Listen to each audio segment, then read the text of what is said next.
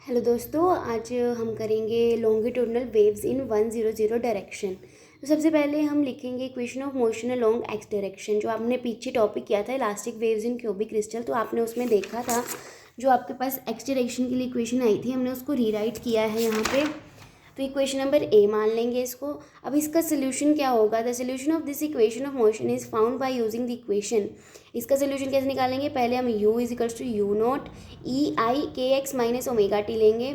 उसके बाद हमने यहाँ पे लिख दिया कि u जो है x कॉम्पोनेंट है पार्टिकल डिस्प्लेसमेंट का, और k जो आपके पास वेव वेक्टर है वो होता है 2 पाई अपॉन लैम्डा, और एंगुलर फ्रिक्वेंसी ओमेगा होती है 2 पाई म्यू।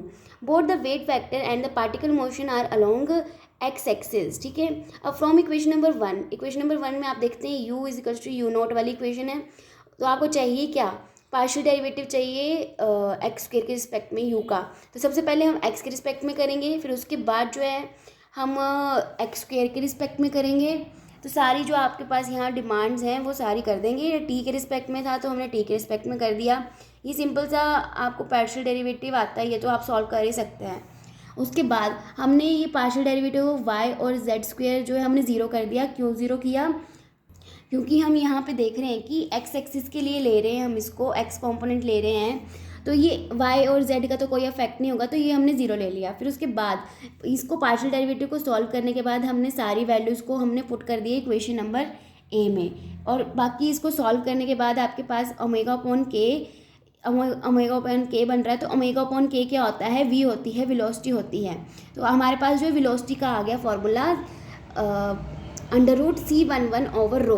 ये होता है this is the velocity of the longitudinal wave in 100 direction. इसी के साथ ही लॉन्गिट्यूडनल वेव का केस था, अब ट्रांसवर्स वेव का केस लेंगे 100 डायरेक्शन के लिए। तो ट्रांसवर्स वेव में जो होता है आपके पास वेव पार्टिकल जो होता है परपेंडिकुलर डिस्प्लेसमेंट में जाता है। जैसे मैंने लॉन्गिट्यूडनल में बताया था कि पार्टिकल डिस्प्लेसमेंट होती है, इसमें होती है परपेंडिकुलर डिस्प्लेसमेंट। इसमें जो है दो केसेस होते हैं जिसमें वेव वेक्टर जो होता है अलोंग एक्स एक्सिस होता है और पार्टिकल डिस्प्लेसमेंट होता है अलोंग वाई डायरेक्शन में। Consider transverse wave propagating along x-axis and the particle displacement is along y-axis. The equation of motion along y direction वो हमने इलास्टिक वेव क्यूब क्रिस्टल वाले में पढ़ा था। ये थी इक्वेशन आपके पास 10th इक्वेशन। इसको हमने रीराइट करके यहीं पे लिख दिया। इसको इक्वेशन मान लिया हमने b।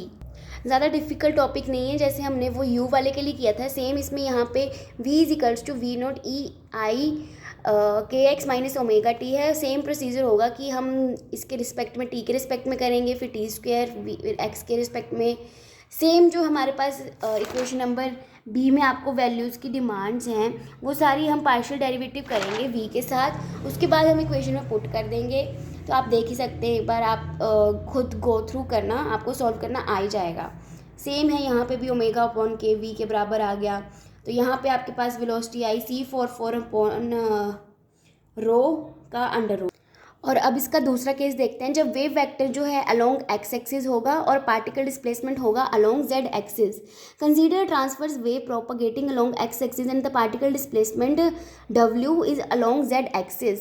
The equation of motion of Z direction जो हमने इलास्टिक वेव क्यूब क्रिस्टल में पढ़ी थी, अब यहाँ पे w आ गया और बाकी सब सिमिलर है। और यहाँ पे भी u v की जगह जो है w आ जाएगा। w क्या है? z component of particle displacement. उसके बाद फिर से वही सेम प्रोसीजर है कि ओमेगा के डब्ल्यू की टी के रिस्पेक्ट में, फिर टी स्क्वायर की, फिर एक्स, फिर वाई। ओके। और इसमें भी जेड और वाई का जो है ज़ीरो हो जाएगा। इसको भी आपके पास सॉल्व करने के बाद सेम ही आ रही है c44 अपॉन रो।